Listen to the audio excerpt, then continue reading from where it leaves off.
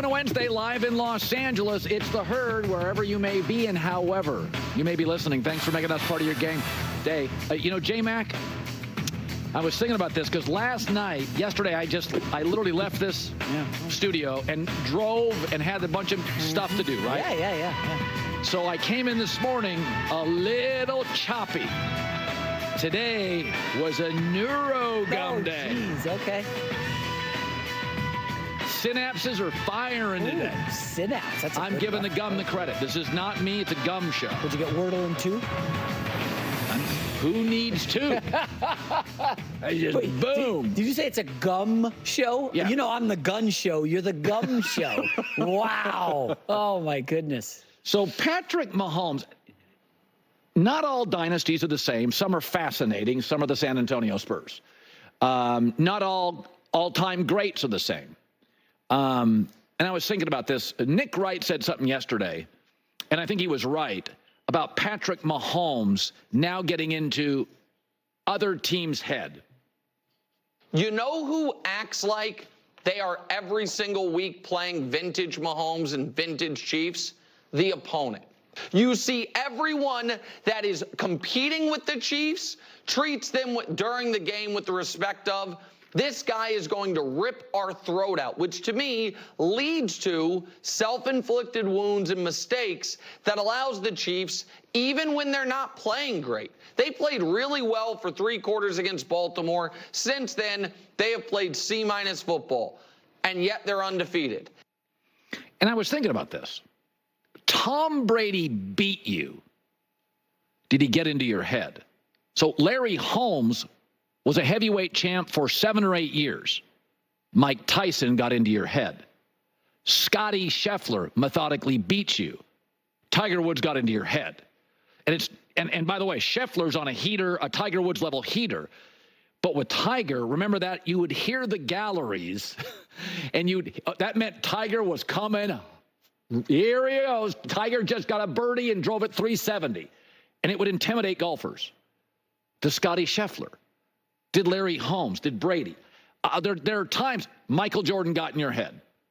Old Yankee Stadium, those Yankee teams, it wasn't just the Yankees, it was Yankee Stadium. The thing was loose.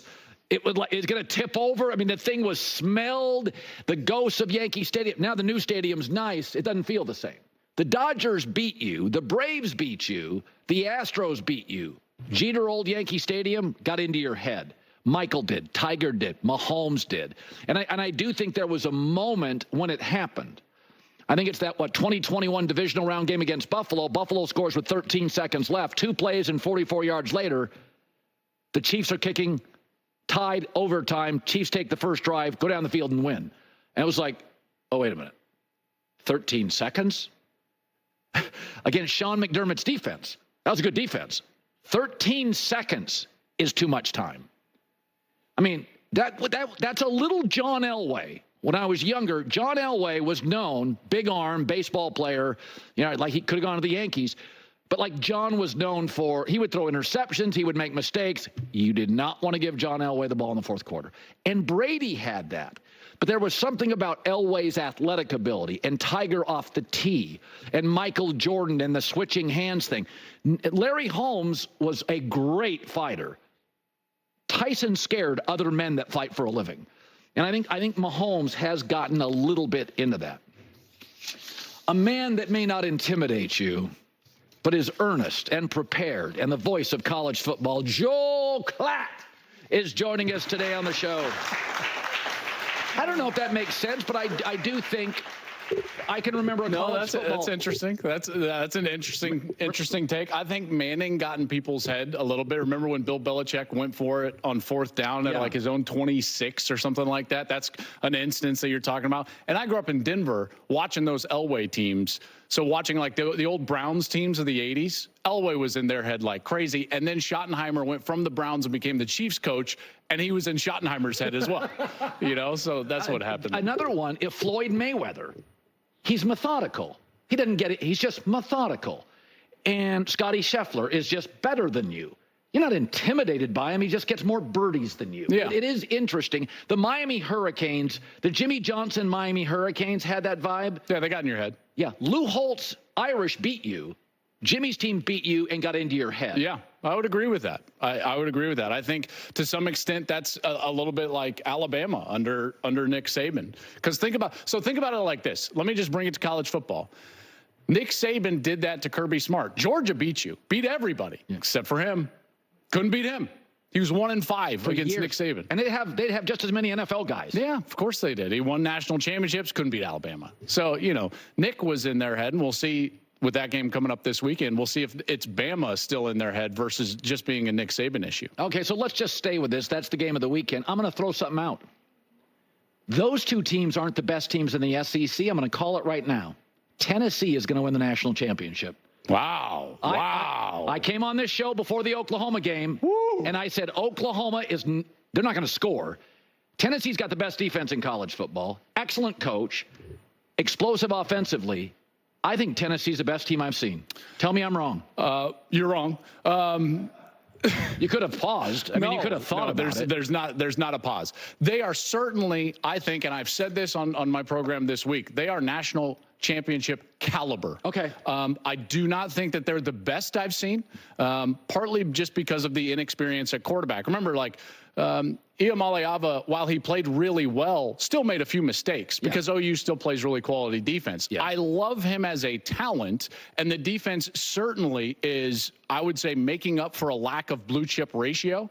So they don't have the requisite roster, you would say, to go win a national championship. Like, for instance, did you know that Michigan's roster was the worst roster as far as a composite to win a national championship in the last 2 decades? I didn't know that. Yeah. They were ranked like 14th in the talent composite. Wow. And where's Tennessee? Tennessee's, I believe, 16 right now. So it would be a bit unprecedented for Tennessee to go win the national championship. Now, I'm telling you, I think that they're that caliber. But to just state that they're the best team that I've seen, I think that that's a bit of a bridge too far. I'm a take machine. Sometimes they come out. Washington. And you get a good hair day, and it's just fire. I'm glad you mentioned that. Yeah, you got it. Noted. For the record, Washington got to the Natty, and their talent composite was probably 18. So coaching matters. That's a good question. I don't know. Okay, exactly. let's get to their defensive line is incredible, though. This Tennessee team, and I will say this: I actually think that in the SEC specifically, Colin, Georgia and Bama are playing this week. I don't know if they're even in the top 2 in the SEC because of Texas.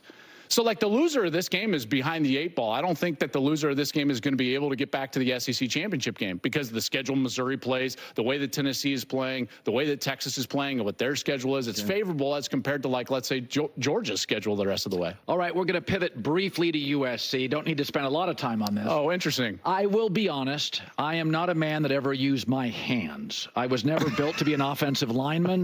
My wife has often said, you have cleaner hands than I do because she's a Detroit girl, cars, stuff. So I'm not somebody that can ever question anybody else's physicality. Okay. I am now verbally I can compete with most. Sure. Maybe I'm not, but I watched. So you would say you don't strike fear in anybody. You win a lot of games. I'm more but Scheffler than Tiger. Yeah, there you go. You're a quality Scheffler. I will say this, as a West Coast guy, a lover, not a fighter.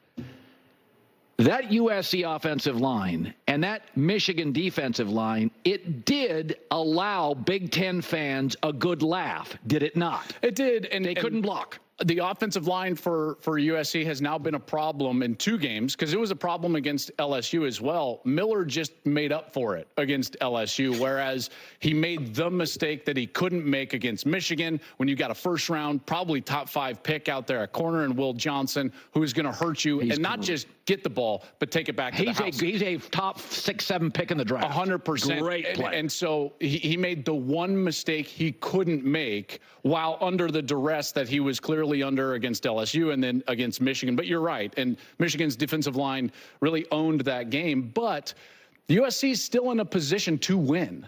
You make a tackle or a stop on 4th down and you win the football game. So this notion that USC is not physical enough to beat Michigan, I think is overblown because I think that they ran the ball 47 times, maybe 46 times. And they had 3 big runs. And really, outside of those 3, they didn't do much running the football. You know, and Lincoln Riley even said it yesterday in one of his press conferences. He was like, we really should have given up 7 points. Yes, that's true. And guess what? Horseshoes and hand grenades are the only places where close counts. Right. But he is correct. And moving forward, I know that they lost in a game that they feel like they should have won, but I'm still bullish on that USC team. That was their worst matchup because of the deficiencies on the offensive line. No, we talked about this. At one point in that game, they had 2 redshirt freshmen at tackle. And by the way, they're good players. But Michigan has 2 best defensive tackles in the country. Yes. Last year, Texas had them. Yes. Texas had the great D tackles. This year, Michigan has them. And that Graham kid,